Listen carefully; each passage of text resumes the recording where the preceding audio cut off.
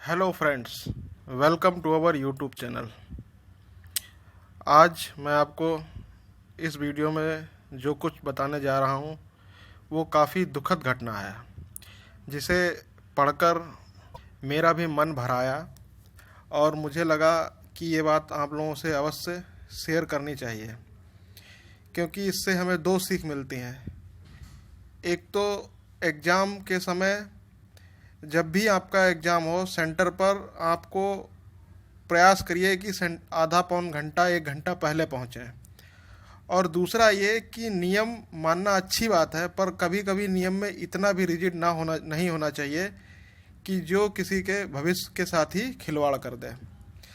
जैसा कि आप जानते हैं, 3 जून को यूपीएससी अर्थात आईएएस की प्रारंभिक परीक्षा थी।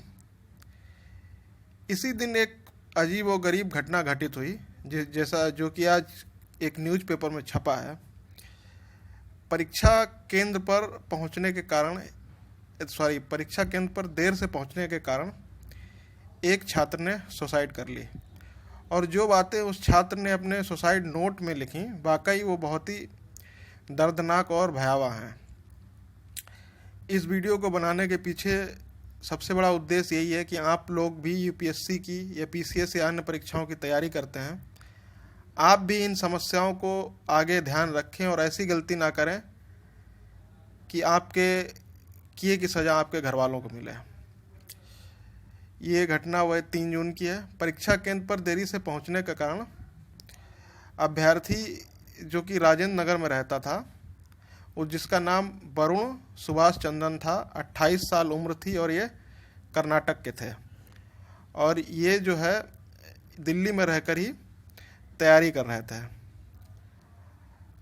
जो पुलिस को एक पेज का सुसाइड नोट मिला है, उसमें उन्होंने इस बात का जिक्र किया है कि केंद्र पर पहुंचने की बात माता पिता को लिखी कि वह केंद्र पर देरी से पहुंचे और माता पिता उनको भूल जाएं।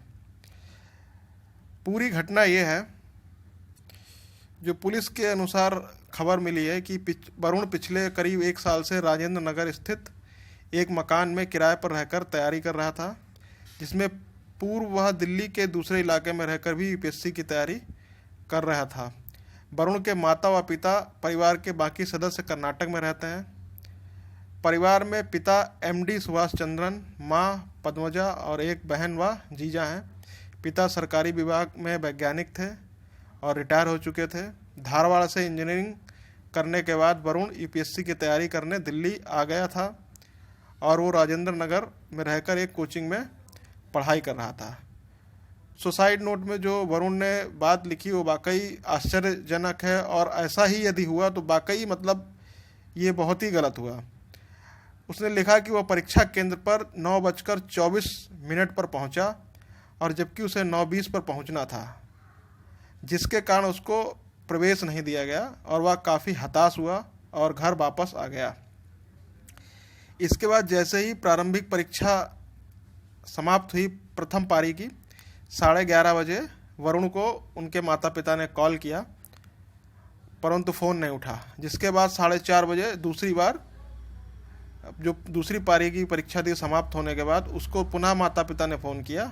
वरुण ने फ़ोन नहीं उठाया, तो उनके एक मित्र को फ़ोन करके पूछा गया, और जब मित्र वहाँ पहुँचे तो गेट खोला तो पता चला वरुण फांसी के फंदे पर लटके हुए थे, जिसकी सूचना पुलिस को दी गई। मौके पर पुलिस पहुंची और आसपास के लगे सीसीटीवी कैमरों की जांच की गई।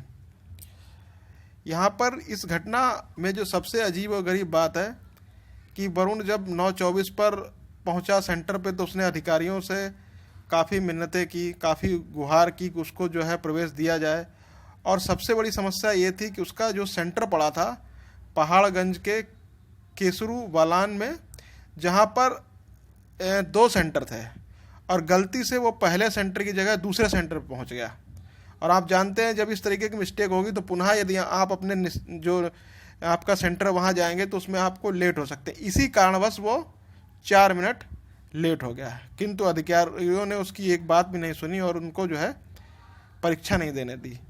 जबकि वरुण के जो सहपाठी थे, उनके द्वारा ये जानकारी मिली कि वो पढ़ाई अच्छे से कर रहा था, काफ़ी मेहनत की और काफ़ी उत्साह था इस बार की परीक्षा को लेकर, किंतु उसको परीक्षा देने का मौका ही नहीं मिला, जिसके कारण उसने ये कदम उठाया और सुसाइड कर लिया।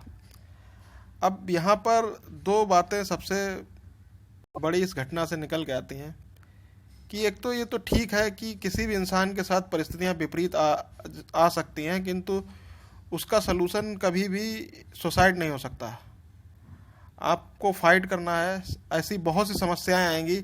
आप समझिए, यदि आप किसी एग्ज़ाम की तैयारी कर रहे हैं, वो भी आप स्टेट लेवल पीसीएस एग्ज़ाम की या फिर यूपीएससी आईएएस के एग्ज़ाम की, जहां पर आप ये समझिए तैयारी के दौरान उतनी समस्या नहीं होगी जितनी आपको जॉब के दौरान समस्याओं का सामना करना पड़ेगा। हो सकता है आपको कई तरीके के प्रेशर झेलने पड़ें, कई ऐसी दिक्कतें आएँ, तो आप वहाँ कैसे सर्वाइव करेंगे। तो हमारा आप लोगों से रिक्वेस्ट है कि यदि ऐसी कभी कोई भी घटना हो तो नेगेटिव बातें अपने दिमाग में ना लाएं और ये सोचें कि ठीक है, कभी भी लाइफ में एक ही ऑप्शन नहीं है, जीवन कई ऐसे ऑप्शन देता है, आपको आगे बढ़ने के लिए मौके मिलते हैं। और दूसरी सबसे बड़ी बात है कि उन अधिकारियों को भी इस बात पर ध्यान देना चाहिए कि ठीक है, नियम बनाया गया है, लेकिन यदि किसी नियम पे बिल्कुल रिजिड हो जाएं तो वो अभ्यर्थी परीक्षार्थियों के भविष्य के साथ बहुत बड़ा खिलवाड़ कर सकते हैं। ये बात ठीक है कि 9-20 पर आपके यहाँ आपने रूल बनाया आने का, लेकिन किंतु यदि किसी के साथ समस्या हो सकती है तो उसको इस चीज़ के लिए थोड़ा बहुत हेल्प की जा सकती है। ये भी नहीं था कि वो आधा घंटा लेट पहुंचा हो या मतलब 15-20-25 मिनट 1 घंटा लेट पहुंचा हुआ। मात्र 4 मिनट की देरी किसी भी रूप में इस बात को स्वीकार नहीं करती है कि आप बच्चे को अलाउ ना करें। और ये बात सही है, कोई भी व्यक्ति जो ईमानदारी से मेहनत करता है और वो उसको इसके साथ ऐसी घटना घटित हो जाए तो उसको इस प्रकार से मन में ख्याल जरूर आएंगे, लेकिन आपको उन ख्यालों से उबरना है। और हमारी आप सबसे ये रिक्वेस्ट है, ये वीडियो बनाने का केवल और केवल एक ही रीज़न है, क्योंकि आपके सामने ऐसे कई प्रेशर आएंगे। ये लाइफ है, जीवन संघर्षों की कहानी है। इतिहास उठाकर देख लीजिए। अच्छी बात यह है कि आप अपनी तैयारी के दौरान इतिहास को ज़रूर पढ़ते हैं और इतिहास इस बात का साक्षी है। ऐसे कई उदाहरण हैं कि किसी भी व्यक्ति को अच्छी और ऊंची सफलता बिना संघर्ष के नहीं मिली है।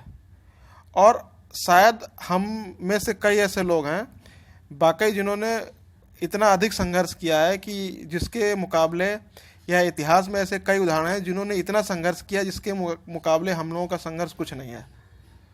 तो इस प्रकार आप इन चीज़ों का अवश्य ध्यान रखें। तैयारी करने के बाद ये घटनाएं कहीं ना कहीं दुखदायक हैं, लेकिन आप इस चीज़ को ध्यान रखें, आप अपने में जब तक हार नहीं मानेंगे आपको कोई हरा नहीं सकता है। जीवन में आपके आसपास के लोग आपको हराने का प्रयास करेंगे, परिस्थितियां आपको हराने का प्रयास करेंगे, लेकिन यदि आपके मन में दृढ़ संकल्प है तो आप कहीं ना कहीं सफल होंगे। हो सकता है कि आप एक फील्ड में ना सफल हों, दूसरी फील्ड में सफल होंगे, और इसमें कोई भी दो राय नहीं है। ये बात आप मानिए, ये हमारा आपको बहुत बड़ा सजेशन है। और ये आप देखिए, जब भी आप तैयारी करते हैं, आप 1 वर्ष 2 वर्ष 3 वर्ष तैयारी कर रहे हैं, तो इसमें कोई दो राय नहीं है, परीक्षा में सफल होना ही इस बात का मूल्यांकन नहीं कर सकता है कि आपको इससे कोई बेनिफिट नहीं हुआ। देश के 121 करोड़ लोगों में से यदि आप देखें कि साल में 10 लाख लोग तैयारी करते हैं, जिसमें सीरियसली 1 से 1.5 लाख लोग तैयारी करते ही करते हैं, वो सब इतने विषयों को पढ़ते हैं, इतनी बारीक जानकारी उनको मिलती है, चीज़ों को समझने अंडरस्टैंडिंग आती है, जो आपको भविष्य में आपके जीवन में कहीं ना कहीं काम देगा ही देगा। ये मत सोचिए कि आपने यदि पढ़ाई की है तो व्यर्थ जाएगी।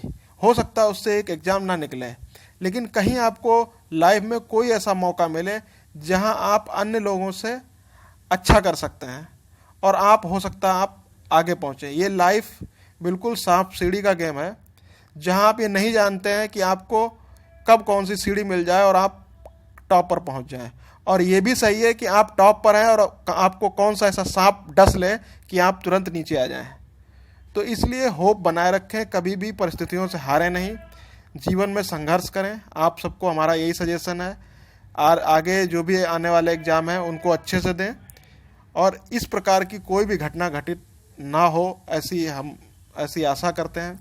और ये सजेशन हमारा है कि किसी भी एग्ज़ाम से पहले प्रयास करें कि आप 1 घंटे पहले सेंटर पे पहुँचें, क्योंकि ये पहला केस नहीं है, ऐसे कई केस हुए हैं कि छात्र आसपास के इलाकों में सेंटर पर पहुंचते हैं और पता चलता है कि उनका सेंटर दूसरा है, और यदि आप बिल्कुल नियत टाइम पे पहुंचेंगे तो फिर आपको दूसरे सेंटर पे जाने में दिक्कत होगी। तो यही आपके लिए आज के इस वीडियो का खास संदेश था। तो हमारे इस चैनल को सब्सक्राइब करें और प्लीज़ इस वीडियो को अधिक से अधिक लोगों को शेयर करें, ताकि उनको भी इस प्रकार की जो भी समस्याएं आने वाली हैं या आ सकती हैं, उनसे लड़ने की क्षमता विकसित हो। धन्यवाद।